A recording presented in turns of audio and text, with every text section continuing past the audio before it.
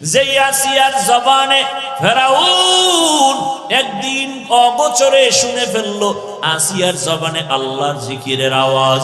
ফেরাউন ডাক দিয়ে, কে আসিয়া, কার নাম নিলা?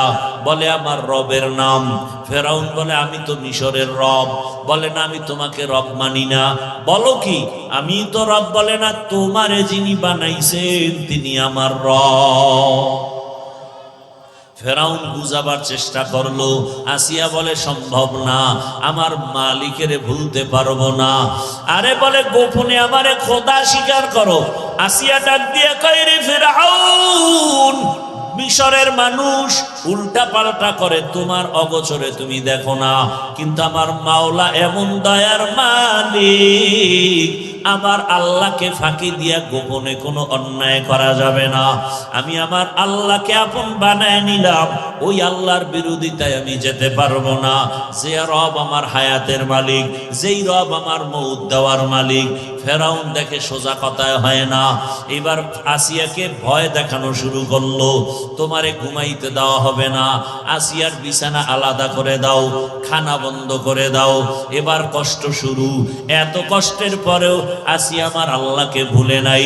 সর্বশেষ ফেরাউন সিদ্ধান্ত নিল, মানুষের সামনে আসিয়াকে শুলিবিদ্ধ করে ফাঁসি দিয়া মারা হবে। ঘোষণা হয়ে গেল। দেশের হাজারো মানুষ দেখার জন্য মিশরের ময়দানে হাজির। আসিয়ার ফাঁসি হবে ফেরাউনের স্ত্রী। ফেরাউনকে খোদা না মানার কারণে যখন আসিয়াকে শুলির মঞ্চে নেওয়া হয়, আসিয়া চোখের পানি ছেড়ে কাঁদে। হঠাৎ করে তাকায় দেখে রাস্তা দিয়া জমানার নবী মুসা হেঁটে হেঁটে যায়। আসিয়া চোখের পানি ছেড়ে বলে, নবী,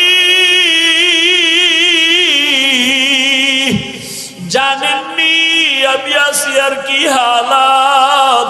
মুসা নবী বলে, হ্যাঁ জানি, তোমার ফাঁসি হবে শুনেছি। বলে, আপনার কাছে কোনো দুঃখ নাই, আপনি আমার জন্য দোয়া করবেন। আর একটা কথা বলেন, আমার এই মুহূর্তে আমার আল্লাহ আমার উপরে কেমন অবস্থায় আছেন? আল্লাহর নবী বলেন, ও আসিয়া, আমার আল্লাহ এই মুহূর্তে তোমার উপরে খুশি।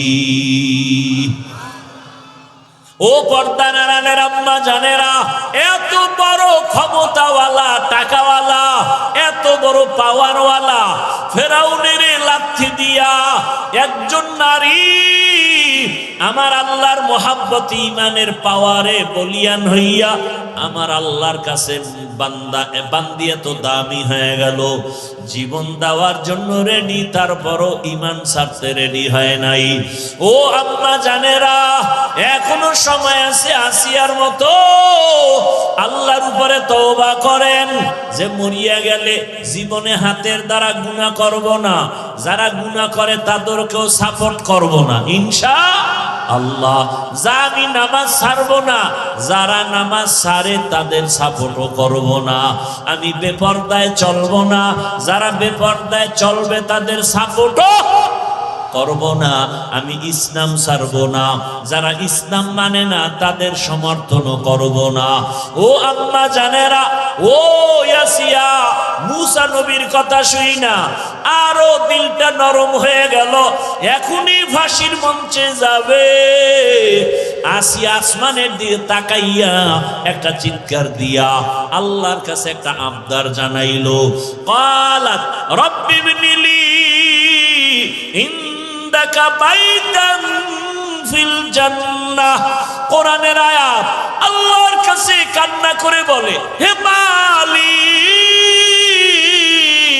তুমি জানো দুনিয়াতে এত ক্ষমতা, টাকা, কিন্তু আমি আসি এত বড় ফেরাউন ক্ষমতাওয়ালার ঘরে থাকিয়া আমারে ঘুমানোর বিছানাও দেয় নাই।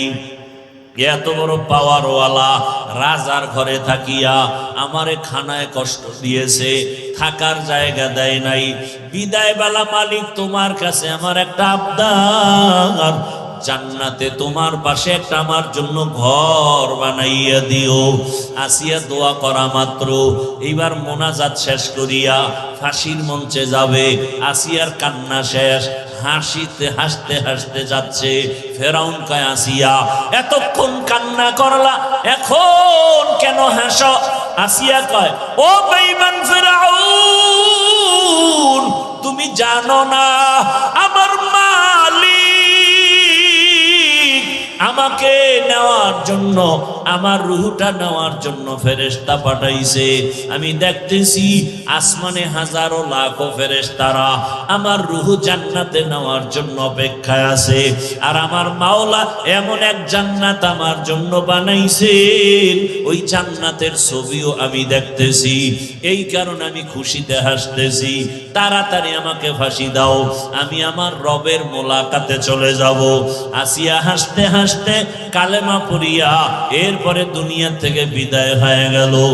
নবী বলেন আসিয়ার এত দাম, হাসরের ময়দানে জান্নাতের 8টা দরজা খোলা হবে।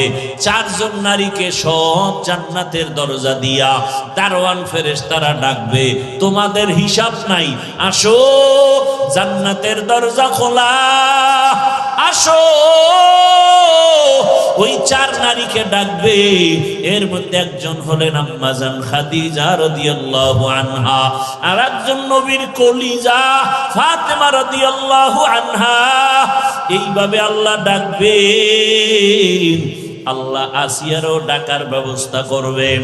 ও পর্দার আড়ালের মা, ইমানদার হইছে মুসিবতে পড়ে না, এটা কোনো ইতিহাস নাই। ইমানদারের জন্যই পরীক্ষা মুসিবত। ও আল্লাহর বান্দারা, এখনো সময় আছে, তওবা করে নেন। ইয়া আইয়ুহাল্লাযীনা আমানুত্তাকুল্লাহা ওয়াল তানজুর নাফসুম মা কদ্দামাত লিগাদিন ওয়াত্তাকুল্লাহ। আল্লাহ বলেন, হে মুমিন, তোমরা আমি আল্লাহকে ভয় করো। ওয়াল তানজুর, এবং গভীরভাবে নজর করো, খেয়াল করো, মনোনিবেশ হও। তোমার সামনের চিরস্থায়ী জীবনের জন্য কি সম্বল সঞ্চয় করেছ। আবার বলেন আত্তাকুল্লাহ, আমি আল্লাহকে আবারও বলেন ভয় করো। ইন্নাল্লাহা খাবীরুম বিমা তা'মালুন, নিশ্চিত আমি আল্লাহ তোমার সব কৃতকর্ম কাজের খবর অগ্রিম জানি। কে জানেন? রহমতের নবী বলেন, হুব্বুদ দুনিয়া রাসু কুল্লি খাতিআ, দুনিয়ার ভালোবাসা, দুনিয়ার মোহাব্বত, দুনিয়ার লোভ হলো সমস্ত ধ্বংসের মূল কারণ। তরজমা শেষ। আয়াত এবং হাদিসের তরজমা শেষ, এবার কিছু ব্যাখ্যা।